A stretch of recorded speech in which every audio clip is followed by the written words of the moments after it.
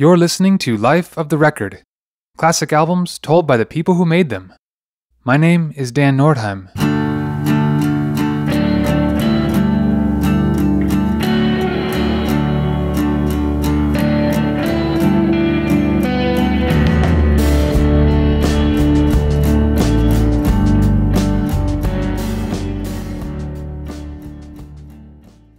Little Wings formed in San Luis Obispo, California in 1998 by Kyle Field. The debut Little Wings album, The Wonder City, was released in 1999. Discover Worlds of Wonder came next that same year, with Wonderoo following in 2002, completing the Wonder Trilogy. Light Green Leaves was also released in 2002 by K Records, with 3 completely different versions on 3 different formats. In this episode, Kyle Field looks back on how Light Green Leaves came together. This is The Making of Light Green Leaves.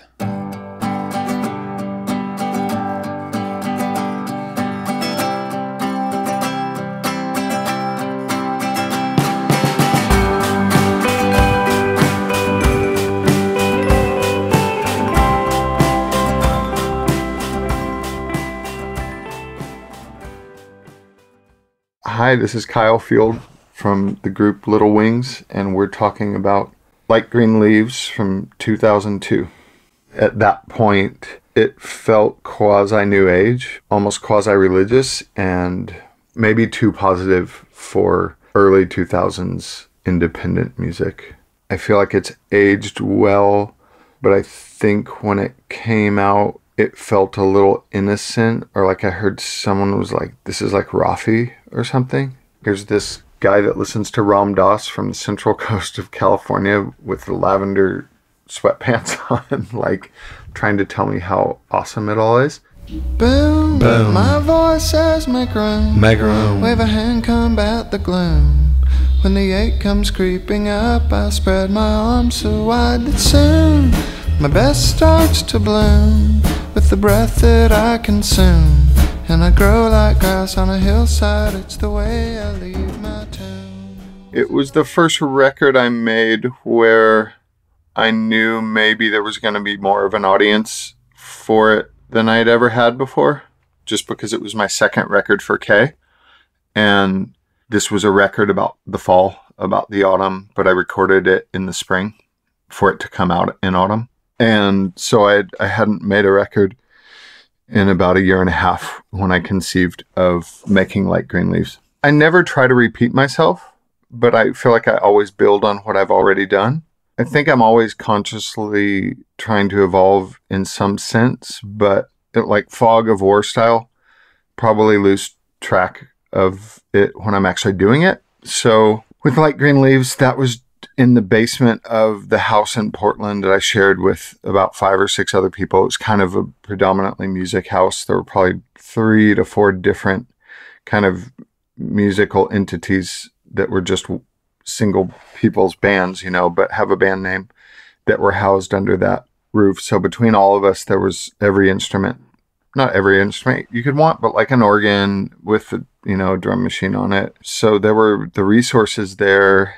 And so I think, if my memory serves correctly, I had borrowed a reel-to-reel 8-track for 3 weeks. So I think I had 3 weeks to make that record. And I mostly made it by myself and in cahoots with like one other person. For instance, Jonna Bechtold from Yacht, pre-Yacht, played drums on a few songs. And I would just have him... I would just have someone come over, but it was usually just me and another person putting different instruments or different layers on different tracks. I just had time to work on it. So definitely like putting 3 vocals on one song and it all being my voice was kind of a backbone, a spine of that record. To me, the psychological work of people sitting around a studio watching you do overdubs is the hardest thing to do. So if no one's down there at all, I'm hard enough on myself that I want to get something right. But if I'm not using up someone else's time and I'm the one hitting the red button and then walking over there, there's a comfort in that to me. And it's not stressful and it doesn't seem time consuming because you're just present in every moment that you're doing it. And it's exciting because you're actually you know you're making a record. Was it dark in there at all? It was dark, I must admit. Was it you that I heard call? It was me from yonder pit. Was it what you thought was you? It was me as someone else. I was crying out for you in high and girly swell. Is the gleam you thought was gone beginning to return? When you lay down on the lawn, can't you feel its fiery burn? I was collecting songs, to make a new record. And for me, I guess it felt kind of comforting to spread those songs out over a few releases, even though it's hyper indulgent, and probably someone older than me at that time would have thought I was a little full of myself to do something like that. But I think I went kid in a candy store a little bit and made like a collect them all sort of thing, where it would be fun to make a different version per format, The cassette essentially was just my handheld tape recorder, the songwriting tapes that I was using to make these songs. And the vinyl version was recorded in one night with Phil Elverum and I. I asked Phil if we could record some songs, and then I just kind of played all of the songs that I had, and we were done with it. And he was like, that's a cool record. Like, maybe that's it, because I think I already had the name that I wanted it to be called Light Green Leaves. And so I think I decided, I don't know why I decided to record a third version of it, but I think I wanted to do more overdubs and have more time than one day to work on a record. And a few more songs came. So that's another major difference between the LP version and the and what was the CD version now is kind of become the classic version of that record. Boom, boom. My voice says make room, wave a hand, combat the gloom. When the dark slips in, I spread my arms so wide that I consume the depth of its doom. With the brightness I resume, and I grow green leaves on my branches. It's the way my blossoms bloom. Wasn't I the wind that blew? It was that what you allowed to come wildly rushing through.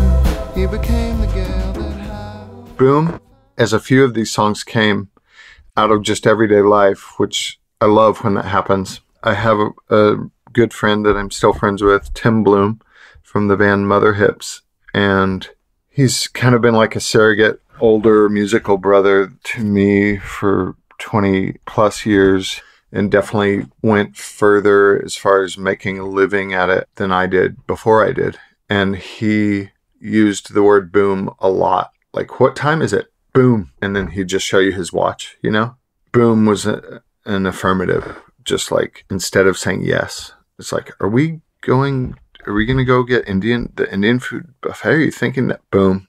I think I was just like, I'm going to write a song called Boom. And then at the time I was remembering this, thinking about this record, there was a Levi's commercial for big jeans, and it was like Levi's big jeans. And the tagline was make room, like make room inside the jeans because they were big. And so I stole that from a Levi's commercial, the make room part. And I'm not even sure if I ever saw this commercial because we weren't watching much TV in the early aughts, or didn't have TV maybe, but just had a TV and a VCR. And we just watched the same two Mr. Show VHS tapes that Phil Elverum's younger brother had taped. It's a very Little Wings song, kind of Joseph Campbell-y. There's a quest, the hero's journey. And like a mountain peak so high and stout, I blew my lid and blew my guts about. So I'm tall, I've always been, with flashing flood and whipping wind. I live with everything that I can't do without.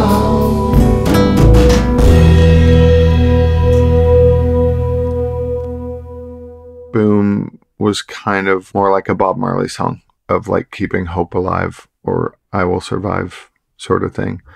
How am I going to get out of this one? I keep falling into this pit, but I know I'm not Elliott Smith. Like, I believe there is hope.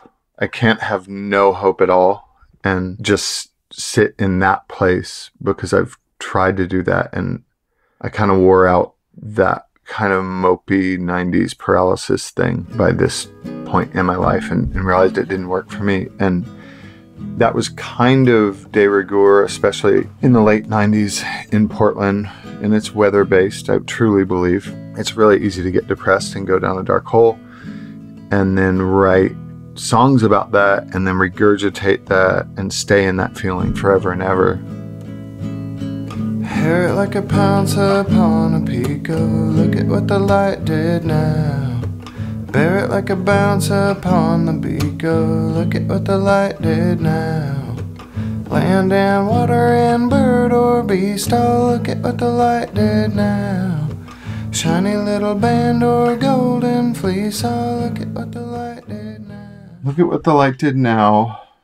It tries to be meaningful and talk about life beginning and ending, and that's another theme with the record is fall.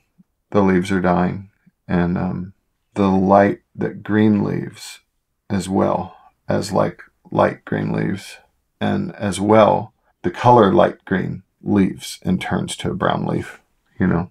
And the first line is kind of like the spring hair myth or something. Like, that's how I see it. It's not like a human hair, it's like a rabbit. Hair it like a pounce upon the peak, and then bear it like a bounce upon the beak was autobiographical, and it wasn't bear the weight.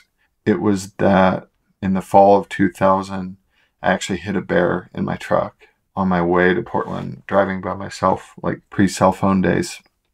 And I was driving really late at night, and it was super scary to hit something like maybe a juvenile black bear. I don't think it was fully grown, but the way that we collided, it felt like it was running towards the headlights. That's what that line references. And the other lines are just rhymes.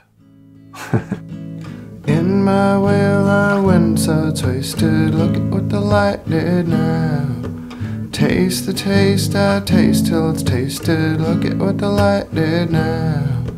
Bought it like a boast, that burly beaming. Look at what the light did now. Got it like a ghost, that girly gleaming. Look at what the light did now. Look at what the light did now. Look at what the light did now. Look at what the light did now. It's rather actually Steely Dan-ish, almost like Dr. Wu, which I didn't realize at the time. But I'm not super unique or original. I think I'm a sponge that thinks I invent things, but I'm just kind of recycling things that I'm gathering. And I think the title came... Sometimes I just like to write, even though I'm not writing a song. And so I'll just write to write. And those become pages in my notebooks just full of words, which are kind of just musings or free writing or whatever, however you want to label it. If a piece of music comes, which I think is the case with Look at What the Light Did Now, I think that the chords came by sitting down and playing on the guitar and coming up with something that felt new to me.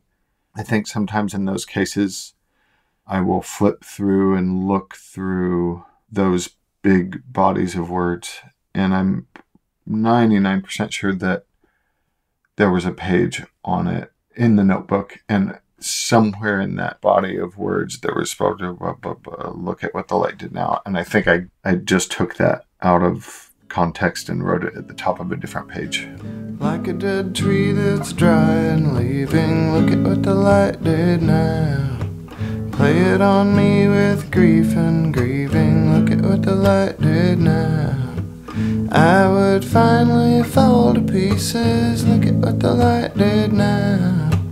We'll meet soon as nephews, nieces, look at what the light did now. Look at what the light did now. Look at what the light did now. Look at what the light did now.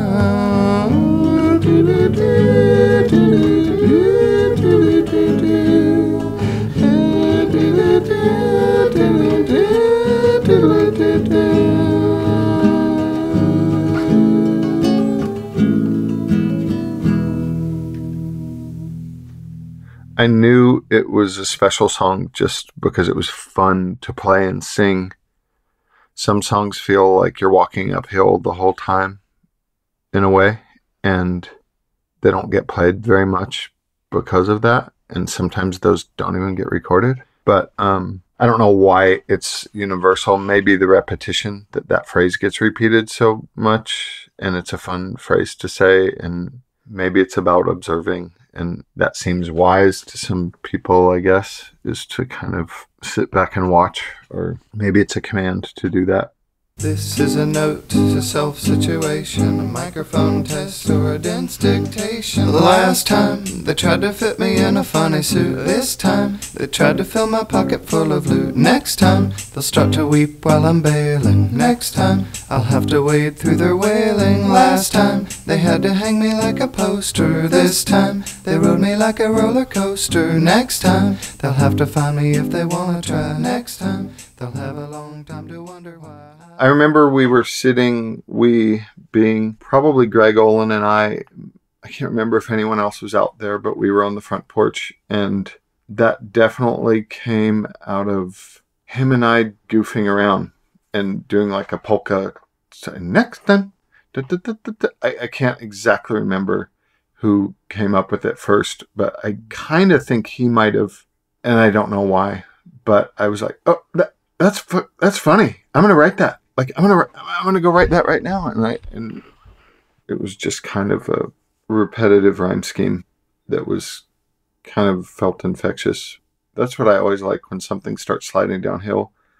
You know what the pattern is, and then things can start stacking up higher and higher and hopefully get funnier and funnier. Last time they spread me shallow like the gravel. This time they struck me twice like a gavel. Order in the court. What court is the question? Give no retort. Leave everybody guessing. Last time they bent me over like a rainbow. This time they stepped through me like a tango. Next time I'll abbreviate it so they won't lose their breath every time they say it. I would say on the song Next Time, you hear a drum machine, and that is from the organ that lived down there. So like, I think I just recorded that first and then played guitars over that. I can't remember what I used for the gavel, but I know for sure one of the things I used was my mouth. When I was in 3rd grade, my friend Arash Mobayan taught me how to put your tongue on the roof of your mouth. It's really weird. It's kind of like gleeking. It's nothing that you might stumble upon on your own. It's almost like someone has to show you that it exists. But for anyone who's listening that doesn't know what gleeking is, I have kind of dry mouth from coffee right now, so I can't demonstrate it. But you kind of raise your tongue up. It's odd. It's like a human doing a snake thing, like a spitting cobra thing, but you can kind of throw your tongue down and it activates the saliva glands underneath your tongue, and you can like kind of shoot some drops of water out. Kids used to do it in elementary school, like gleek on you at recess. But this thing never had a name, but it's the junior version of it was like, in the front of your mouth, but this one you're pulling your tongue up and back towards your throat. I think I might have done that with my mouth and doubled it by like hitting on something too. So I think there might be 2 sounds like overlapped, maybe hitting on one of those fish that's ribbed. And I think that fish is also used on the song Sandbar. I think I bought it at the beginning of Little Wings, and it just came with me for a long time. I'll keep a song inside their head and bloom. Feed it sweet light, fertilize it with some tune. If words are the wrist, then music's the perfume. A song from the mouth of friend or stranger, dangerous bird or bird of danger. If you can peep up, well, why won't you? Songs everywhere, so I sing it, don't you? Look at last time for one. If words are the wrist, then music's the perfume. Like, I think that's probably my favorite. But that line has been told to me if words are the risk, like K, then music's the perfume. And then I could only assume that that person had never worn perfume in their life. Like, what does risk have to do with perfume?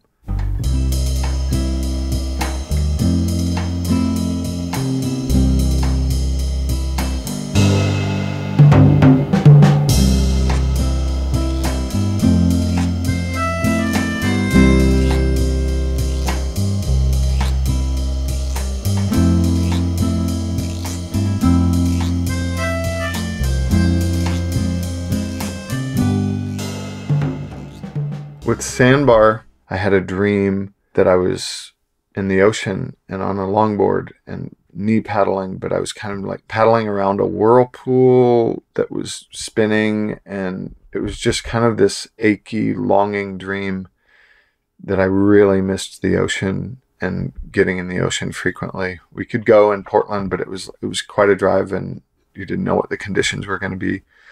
So I kind of just wrote about that dream because I saw a younger kid waxing his surfboard, and it was about the winter werewolf and looking in the mirror and this and that. And that became the song Sandbar, which on the vinyl version has lyrics. But I was sleeping, I was down at the shore.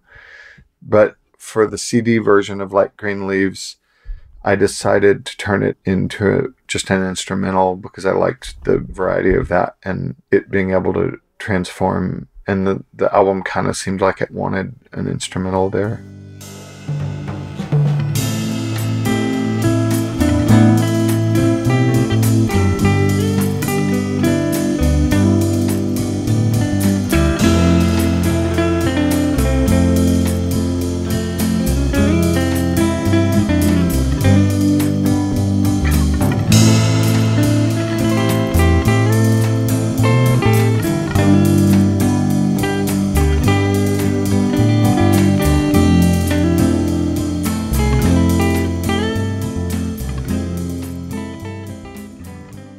And I based it on the Sandals' Endless Summer theme, which has always been one of my favorite songs. And I'm pretty sure it's in the same key and uses a lot of the same chords and even uses a melodica and uses a very similar tempo.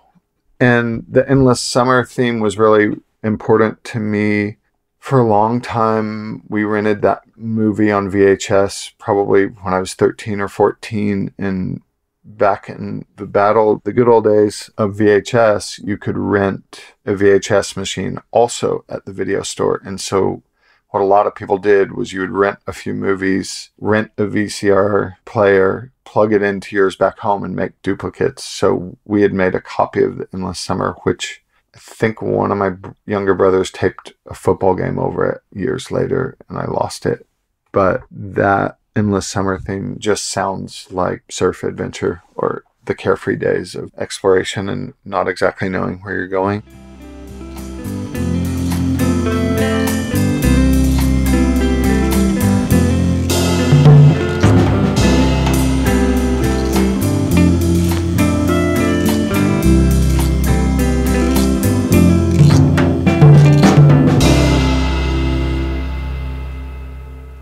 I think this record for me was sort of about not being from the Pacific Northwest. And I was looking back specifically on the fall of 1999 that I kind of missed and longed for.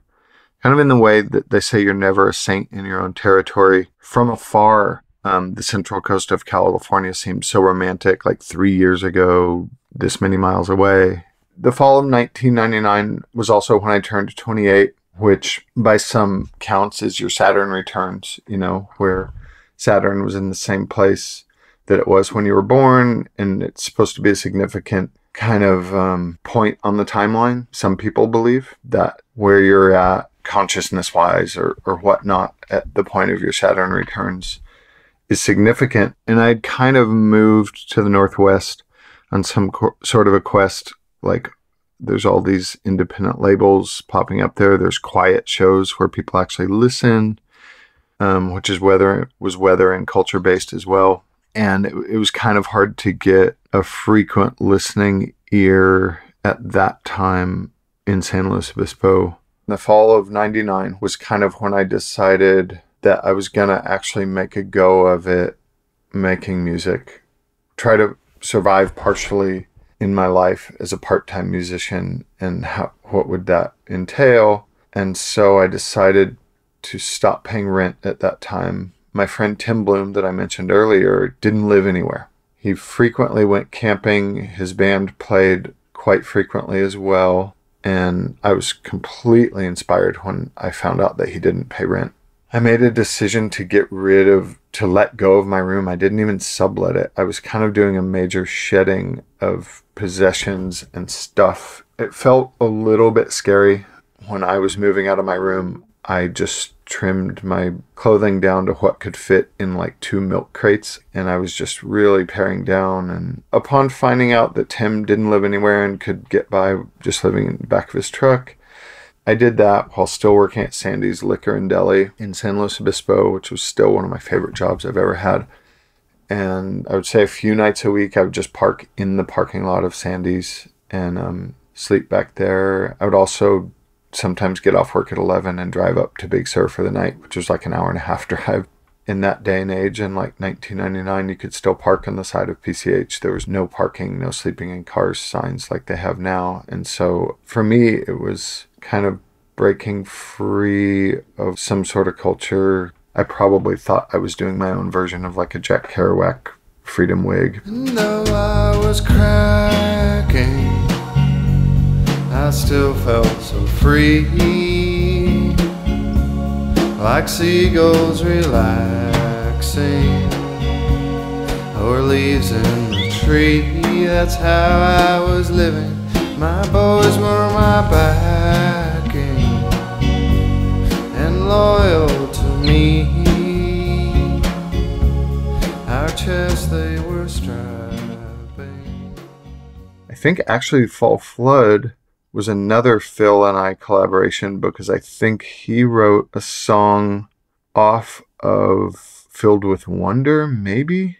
And he had something about blossoms unpacking. And I don't think he ever recorded that song. I think he went to Hawaii with his family, his parents or something, and brother, sister, and he was like writing on the plane or writing when he was in Hawaii. And I think he gave me the piece of paper or made a copy of it for me. And we started doing that kind of writing off of each other's songs. Like, hey, I made a What Wonder Part 2 or this or that. And I think because of the Wonder trilogy, he made a book called What Wonder, like question mark, and was trying to negate it almost playfully, but also like, well, what's so wonderful about it all? And so I think my song, now that I'm thinking about it, What Wonder, was an exclamation and a response to his book that he had made, to be like, yes, you're right. What wonder. Like, what wonder it all is.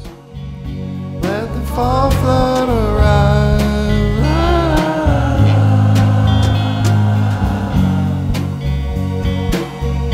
Let us see with new eyes.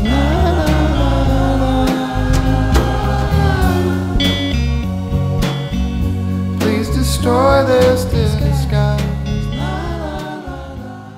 To me, Fall Flood isn't a water flood. It's the flooding of the feeling of fall. It's abstract enough that I'm thankful and surprised that I think people know what I'm talking about, but I'm never quite sure. That's probably one of my insecurities about that song.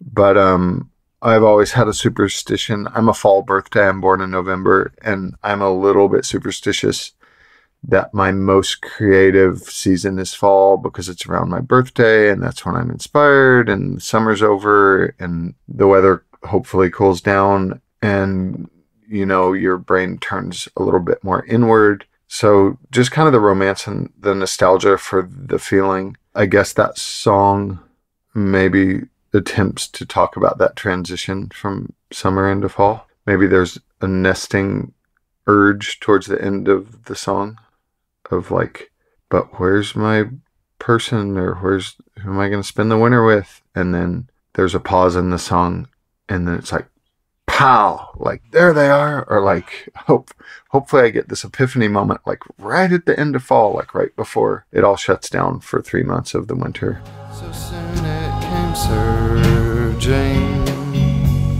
I knew it by name, and so I was urging its flicker, its flame. And when the glow came, the lights were converging.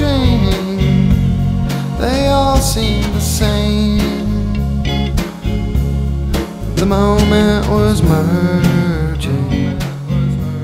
So I felt the change, the width of the rain. This would have been the second album that I made where there were duets with someone that I was in a relationship with, actually, who was also not necessarily a musician or a recording artist or considered themselves a singer beyond singing along probably by themselves in their car or in their house. I don't know. I like the uniqueness of people singing who don't often sing. To me, it's more interesting than someone who proudly considers themselves a singer and then kind of like perfectly hits all these notes and there's no mistakes at all, where it feels more like a victim of plastic surgery. Like green leaves from the trees, traffic breathes,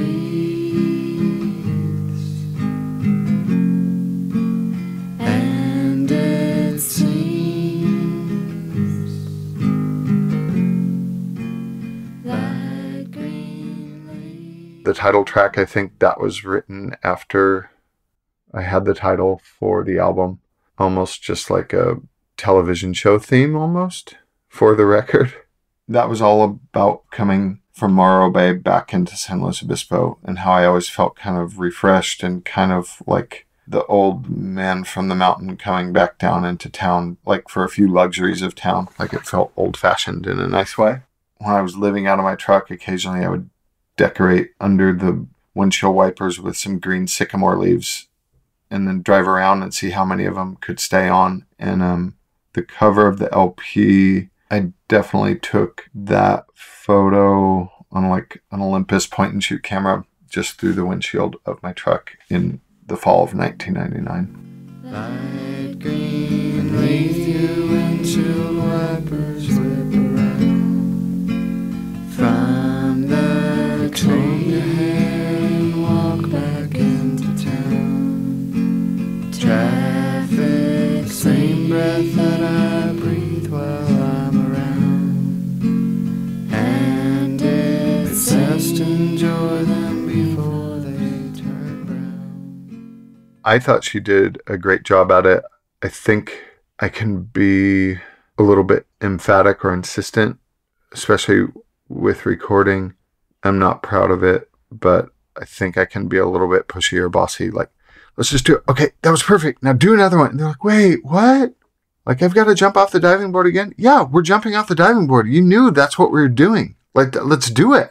Like, I'm like that a little bit, even though the end product doesn't sound like that. But it's kind of like Stanley Kubrick, like giving Shelley Duvall a hard time in The Shining to get the desired performance. Maybe a rough example. But yeah, I don't know if she thought it was that fun or neat or cool at the time, but I've been told since that she was happy that she did it. I see you under your blanket, holding on. Now I see you there in the covers. Under Your Blanket was sung by Sienna Falk, who also sings duet style with me on the record. I think at that point, maybe the record was opening up to new and exciting possibilities, and it seemed like writing a song for someone else to sing was a good idea. and would bring more variety to the record or to the experience of listening to it. And that she was singing it to me was also part of it, and that I was absent from the song. At the time, maybe there was a little bit of melancholy to that song. There are points in relationships where one person maybe starts to think, oh, maybe this isn't forever, you know? And whether that feeling spreads to the other person by proxy, where they're like, uh-oh, this person doesn't think it's forever, or if it just spreads because like, oh, they've changed, maybe this isn't forever. I'm just feeling that myself. There's a past tenseness in that song, which was maybe written about that feeling, that eventually maybe I knew we were going to let this go. Kind of like leaves dying, you know? And that might have been a coping mechanism within that relationship to have her sing that for me. That you wore the night that we were lovers, till up in the air and feet of flutter, till the night was gone. I stayed until the dawn.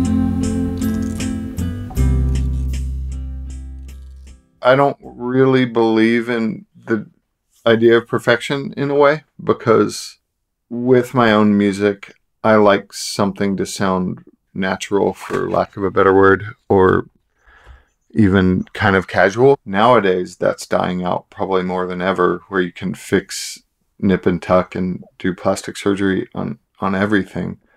But there is something to slight imperfection and wobble that makes it sound very human.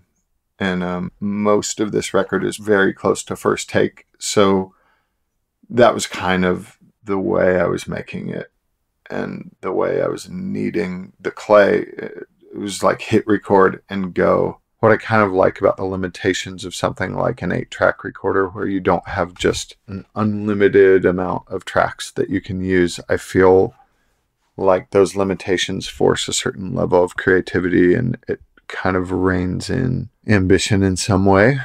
And I think that those limitations can be really helpful for just helping a thing to get made, because you run out of options at one point. You're not going to throw on that third shaker, and you just have to work with what you've got, which is 8 things.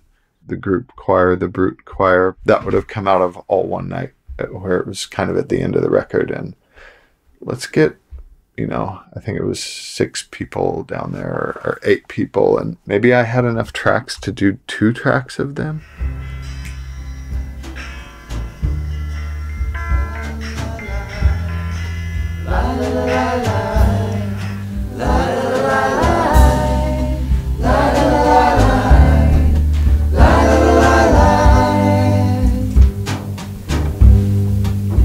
And so some voices are like some valves, needing their noises, making their mouth. Going to the day and night. Well, 3's my lucky number, my favorite number. And so I like that song title is also Roman numeral 3. And it's also Ay, ay, ay. That song was inspired by Carl Blau's younger brother, Eddie Blau, who I was fascinated by the Blau brothers, and they were living in Anacortes, or around Anacortes at the time. And I remember I saw Eddie play this song. I just remember thinking he was almost like Trey Anastasio from Fish, but like on a local level version, and that also maybe he wasn't into Fish. And that maybe I liked him more than Trey Anastasio, seeing him live. But it felt like seeing kind of a unique, kind of jammy, free musician in the wild that had no ambition of playing anywhere outside of his city limits, and was happy to play at the Brown Lantern Tavern in Anacortes. And he just kind of had this wild song that seemed like it came out of nowhere. And I has to have borrowed at least 2 chords from that song. And the chorus, I, go unto the day and I. To me, I hear it like I go unto the day and die, as if every day we're living, we're getting closer to death. And it's also maybe a reference to kind of Rastafarianism, how they say I and I, like we're both the I. It's a unity thing. On the sandy shoreline, the moon is full, so feel it pulling, yeah, feel the pull. I go on to the day and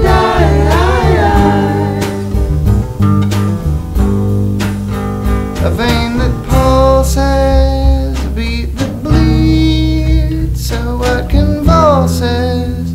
Well, no, it's knees. I go on to the day and I.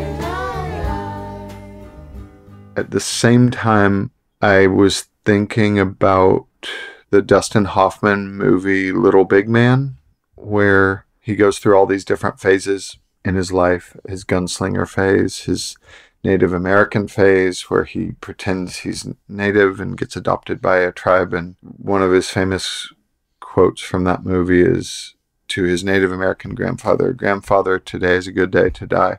So it's just another anthem, like a twig and branch and bark anthem, which is kind of the theme of Light Green Leaves, is kind of like bend like the willow, be tree like, go unto the day and die, like fearlessness, I guess. And it definitely is like casting some nature spells, sandy shorelines, the moon is full, feel it pulling, which was also a reference to probably a Phil Elverum song, like feeling the pull of gravity. In scattered showers and whipping winds, it will come knocking, so let it in. Kind of open to the way, to the Tao probably as well. And just the uplifting feeling of embracing oneness with it all. That grand old sentiment that can be really helpful and useful sometimes, especially if you're feeling some sort of isolation or inferiority or struggle, to just step on that foot and kind of look at the interconnectedness of it all and the general fabric. So yeah, it's like a chant, self-empowering chant, I, go into the day and die, I. And it's like a palindrome almost because of the I bookends, I guess.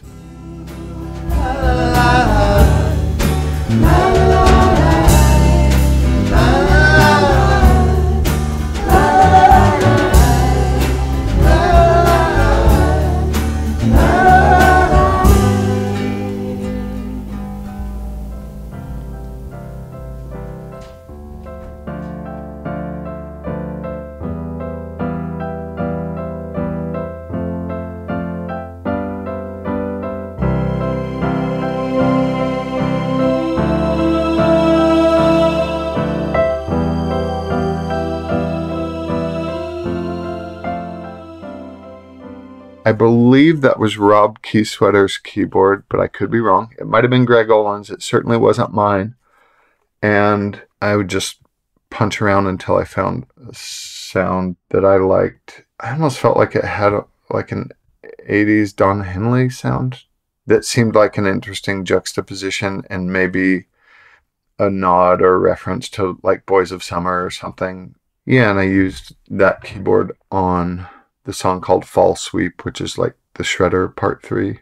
What I think of Fall Sweep as, within the context of that song, is us sweeping out this irrigation ditch that was on a property on the Central Coast. And I think the keyboard intro, maybe being in the Pacific Northwest, was a slight nod to the Twin Peaks theme, perhaps. Kind of collaging those two elements together, talking about something so far away, but maybe giving it a Northwest intro.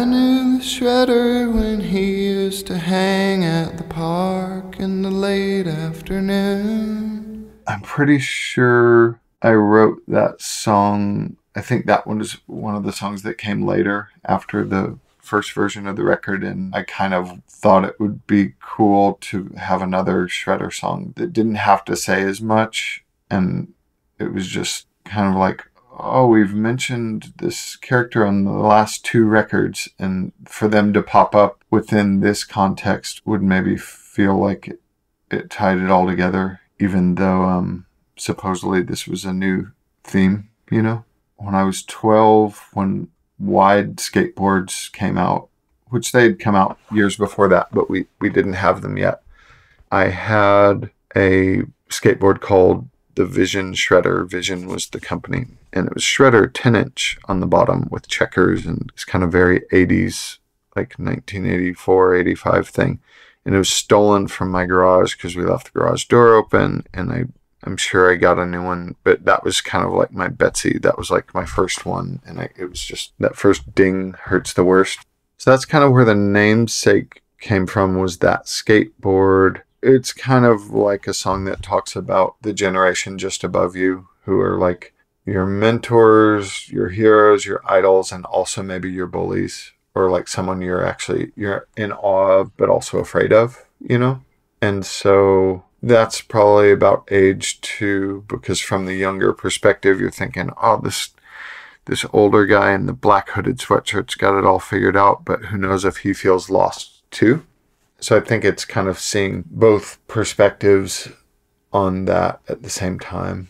And I might feel better if I knew the Shredder felt old. In the other Shredder songs, it kind of attempts to talk about the vulnerability of the Shredder. But I think that the ultimate theme is that the Shredder is an everyman, and to someone is the Shredder.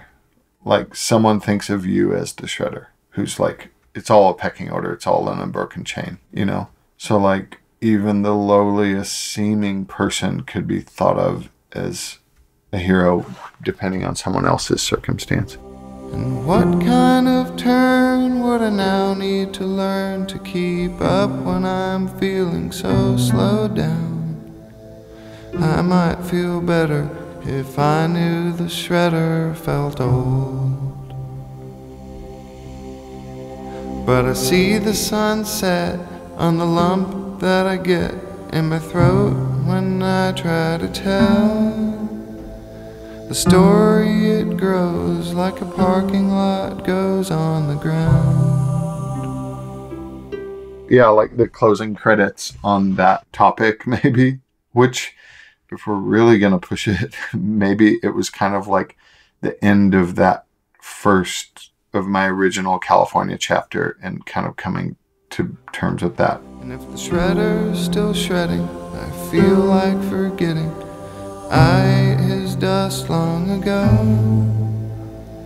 He may remember, but somehow I doubt that he knows.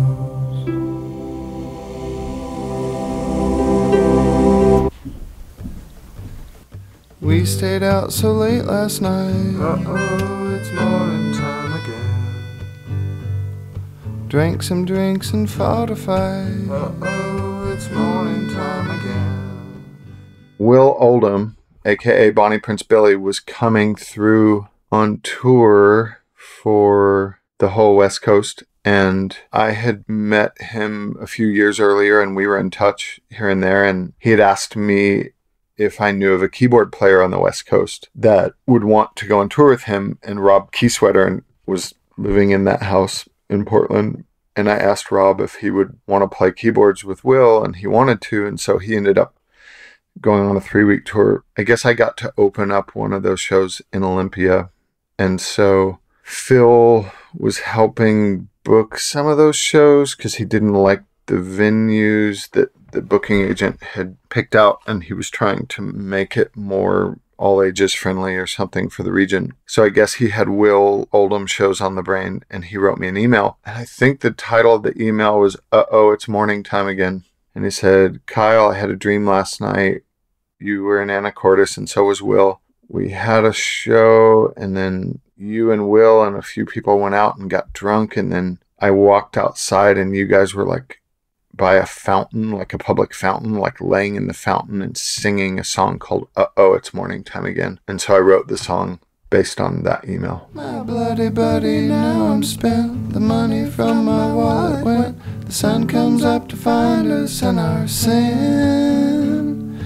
Uh-oh, it's morning time again. Uh-oh, it's morning time. Uh-oh, it's morning time. Uh-oh, it's morning time again. The sundial rocks at 6 o'clock. Uh-oh, it's morning time again. The cock it crows, the sky it glows. Uh-oh, it's morning time. A few songs came because I had that 3-week window of making the record. So it's almost like you turn the key and you activate this record. So then it's just acting like a net and capturing songs until the window closes again. And so that was a good example of how, if I hadn't been making a record at that point, that song would have just gone on the next record. But it was pretty exciting to be making a record, almost like you're making a soup and someone hands you something. You're like, well, obviously this goes in this soup. It's not for the next soup. Like, we're making a soup now. So I still try to let that happen, kind of like a spell has been cast and chanted, and until you're done making the record, anything can happen or fall into the pot, you know? And I actually remember going to the club, it was called the Blackbird in Portland, and I just to see Rob and Will and Aram and Paul while they were on their tour, and I was in the green room, but I didn't stay for their show because I had to get up early because I was mixing Light Green Leaves the next morning at like 8 a.m. I said I would stay for the show, but I'm going to go to bed early because I want to be fresh for tomorrow. And Will said, I understand. I'll put your face on, get to working. Packs are packing, jerks are jerking. Half the day is gone, where have you been? Uh-oh, it's morning time again. Uh-oh, it's morning time. Uh-oh, it's morning time. Uh-oh, it's morning time again. If you're going to talk about the light side, I think with yin yang and such, I think it's almost necessary. Otherwise, you're not fighting against the other thing by trying to focus on the light.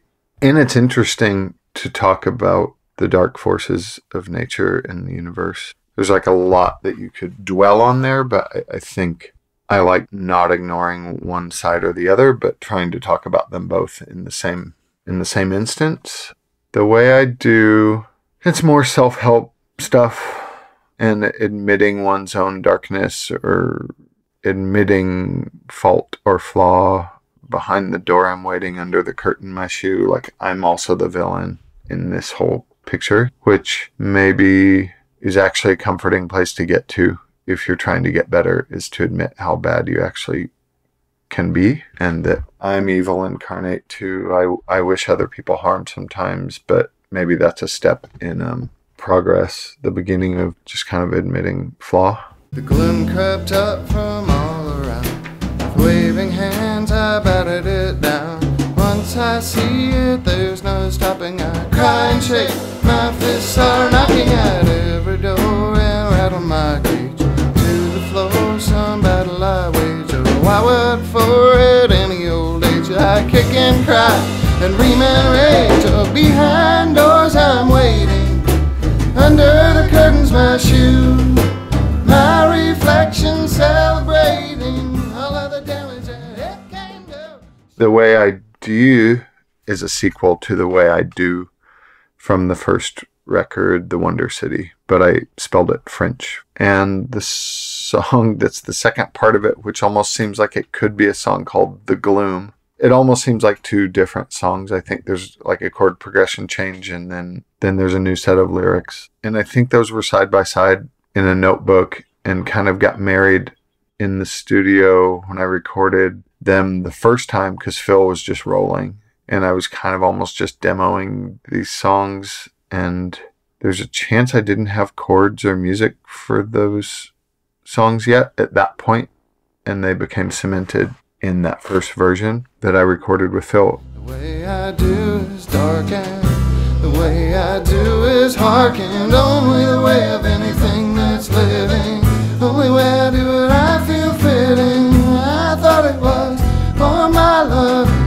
chest move around like dark dust. I thought it was for my heart, icicled eyes and a gold white skull park. I thought it was for anyone, mouth on my mouth with a new wet warm tongue. I thought it was for anything to put the shine back on the jewel in the rain.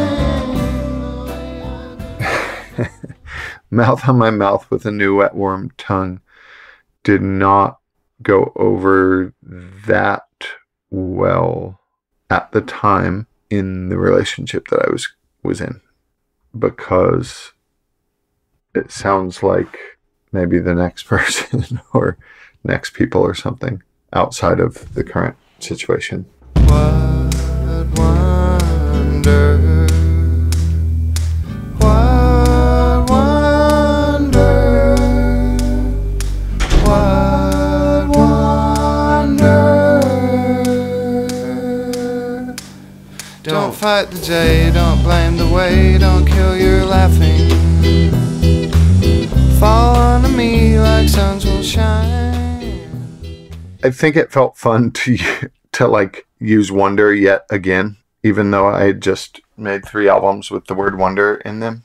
I think I mentioned before that it was kind of in response to a book by the same title that Phil made at the time called What Wonder. And the reggae aspect of it, probably just as much musically, it's kind of faux reggae, but uplifting themes, trying to push forward and not be overwhelmed by just the struggle of human existence. Like, these are all just those hopeful mantras that we were talking about that people actually could misread into believing that this is how this person's brain works at all times, you know, which isn't the case, but it's the goal, not the norm, I guess. The problem is I wasn't trying to create a persona. It's like the person is kind of the messenger of the music or the carrier of the music, and you can exist in song joyfully that way. But I think that trajectory backfired on me at some point, or I felt like someone who only knew me because of the music would be like, well, you're just all about light and you're all about like positivity. You know, they could read into it to a fault and turn you into some sort of person that probably no person is. What wonder do you want to see? What party is ailing? One for you and one for me when our faith is failing. What wonder do you hope to find? What party is wailing? Ears are deaf and eyes are blind, with fingers brailing. Oh, oh, oh, oh, oh. I think I had one reel to make Light Green Leaves, and I ran out of tape and I had to eat into the actual master tape from Wonderoo that was still there because it was all happened in the same house. And I had a new song called What Wonder, and I was like, shoot, I'm going to have to record over Filled with Wonder, which was the first song on Wonderoo.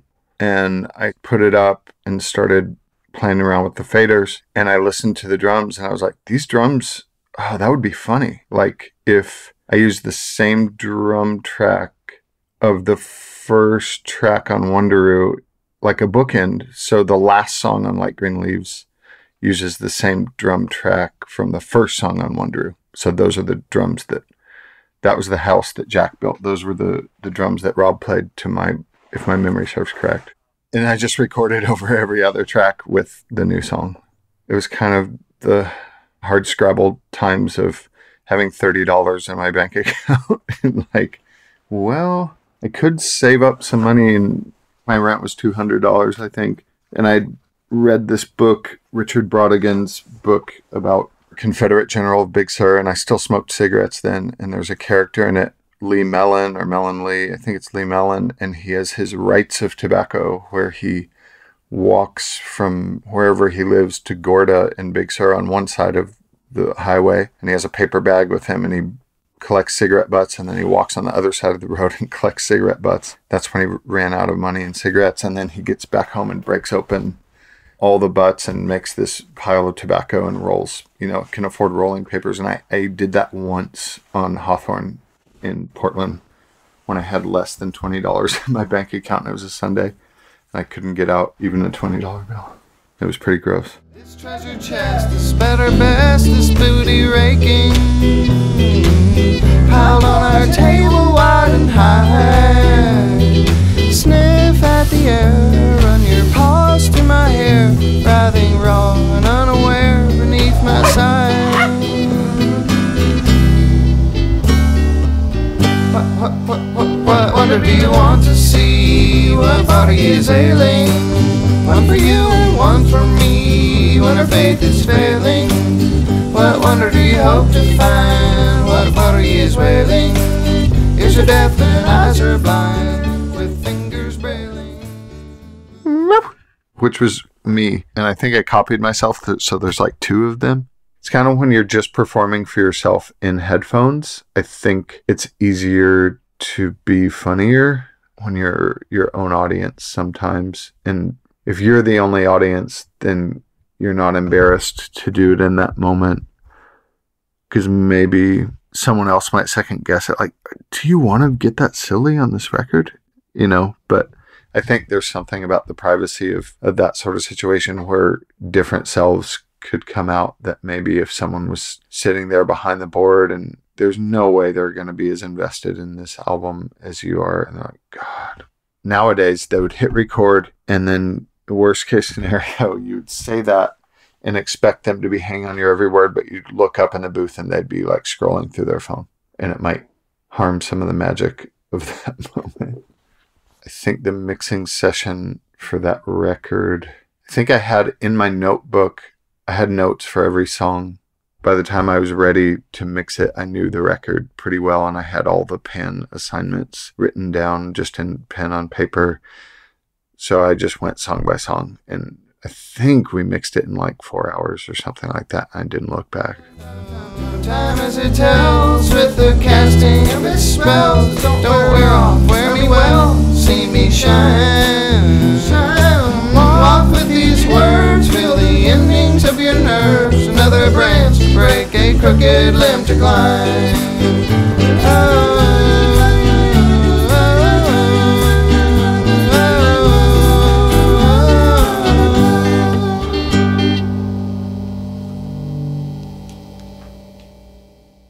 By the time the record was out, I went on tour and didn't come back.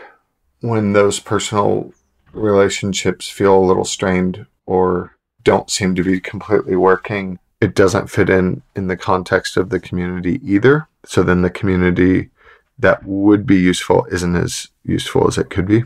There were definitely a lot of people there doing similar things that I was doing, but through that, I also realized that it wasn't that important to me personally to surround myself with other artists and other musicians. I didn't feel like it necessarily helped my practice all that much. In fact, maybe made it feel a little bit less special to me or less unique. There's a Henry Miller quote, and he is someone creatively that I've resonated with. He said, "Humans don't thrive in colonies, ants do." When it came out, I was really happy with the 3 versions. I felt proud that the material had gotten kind of interpreted in several different ways. My least favorite response to it was reading the Pitchfork review when I had never heard of Pitchfork before then, and I Googled Little Wings Like Green Leaves, and then I called up Calvin after reading that. Hello. And then he said, he kind of gave me the Sinatra-esque, any press is good press, which I think maybe that theory has been disproven by now. And my favorite response from it immediately was that Phil Elverum said, "I put it on and blasted it this morning." Like maybe he got an advanced copy from Kay or something. And he was like, "It's so good. Like I put it on and like blasted it so loud this morning. I love it." And then some people since then have just been like, "Oh, my son loves this record," or "We played this for our baby when when they were in the womb and they still love it. So it's gotten a lot of love that I'm very appreciative of all these years later. Visit lifeoftherecord.com for more information about Little Wings. You'll also find a link to stream or purchase Light Green Leaves. Thanks for listening.